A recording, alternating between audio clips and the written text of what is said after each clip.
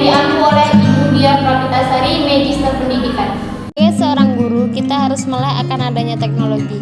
Saat ini, teknologi yang dapat digunakan untuk proses pembelajaran sangatlah banyak, seperti YouTube, PowerPoint, CapCut, TikTok, dan lain-lain. Pada pembelajaran kali ini, kami menggunakan media PowerPoint, YouTube, Canva, dan CapCut. Kami mengambil mata pelajaran akidah akhlak dengan tema malaikat-malaikat Allah dengan pendekatan saintifik, strategi scientific learning, model teacher center, metode ceramah, tanya jawab, dan tugas. Baiklah, yang pertama kita akan membahas mengenai apa itu malaikat. Apakah kalian mengetahui apa itu malaikat? Malaikat adalah makhluk Allah yang gaib, artinya tidak dapat dilihat oleh panca indera manusia. Allah menciptakan malaikat dari cahaya atau nur. Meskipun gaib, kita wajib mengimani keberadaan dari malaikat. Iman kepada malaikat merupakan rukun iman yang kedua. Iman kepada malaikat-malaikat Allah artinya meyakini dengan sepenuh hati bahwa Allah Subhanahu wa Ta'ala telah menciptakan malaikat sebagai makhluk gaib yang telah diutus untuk melaksanakan segala yang diperintahkan oleh Allah Subhanahu wa Ta'ala. Selanjutnya yaitu kita akan membahas mengenai jumlah malaikat beserta tugas-tugasnya. Jumlah malaikat sangatlah banyak, tetapi yang wajib kita ketahui hanyalah 10. Di antaranya yang pertama yaitu malaikat Jibril yang bertugas menyampaikan wahyu kepada para nabi dan rasul. Malaikat Jibril adalah malaikat yang mengantar dan mengawal Rasulullah SAW ketika beliau Isra dan Mi'raj. Yang kedua yaitu malaikat Mikail, bertugas membagikan rezeki kepada semua makhluk Allah. Yang ketiga ada malaikat Israfil, bertugas meniup sangkakala pertama sebagai tanda datangnya hari kiamat. Selanjutnya, malaikat Israel bertugas mencabut nyawa manusia. Lalu ada malaikat Munkar dan Nakir yang bertugas memeriksa amal manusia ketika hidup di dunia.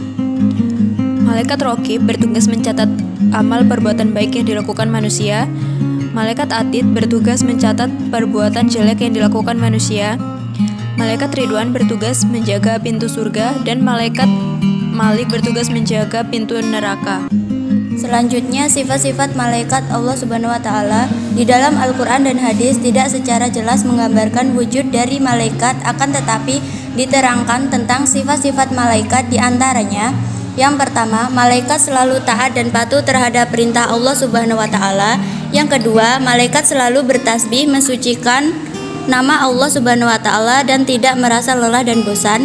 Untuk yang ketiga, malaikat tidak memiliki keinginan atau hawa nafsu layaknya manusia seperti makan, minum, tidur, dan sebagainya. Yang keempat, malaikat dapat merubah wujudnya menjadi siapa saja atas izin Allah Subhanahu wa Ta'ala. Yang kelima, malaikat tidak pernah sombong dan selalu mengikuti perintah Allah Subhanahu wa Ta'ala. Yang keenam, malaikat adalah makhluk yang sangat disiplin dalam menjalankan tugas dari Allah Subhanahu wa Ta'ala. Ada beberapa hikmah yang dapat kita petik dari beriman kepada malaikat-malaikat Allah. Di antaranya, yang pertama, memberi motivasi kita untuk selalu taat dan bertakwa kepada Allah Subhanahu wa Ta'ala seperti ketaatan para malaikat. Yang kedua, malaikat mengawasi perkataan dan perbuatan kita.